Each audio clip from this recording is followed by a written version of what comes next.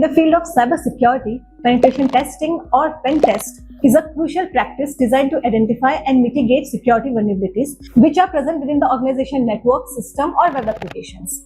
Hi, this is Preda from InfosecTrain, and today we'll talk about penetration testing and its strategies. Penetration testing is a systematic and controlled attack on the computer systems where the testers find out the vulnerabilities which are present within the organization's network, application or system so that the attacker cannot misuse it. The primary objective of penetration testing is to identify the security weaknesses, to check the security controls, how they are working, and to provide recommendations so that the security postures can improve. Now let's talk about the types of strategies which we use for penetration testing. The first one is black box testing, where the tester have no prior knowledge about the target system.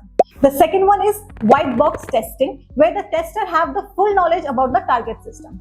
And the last one is gray box testing, where the tester have the partial knowledge about the target system. That's all about penetration testing. Let's meet next time with more informative videos. Thank you.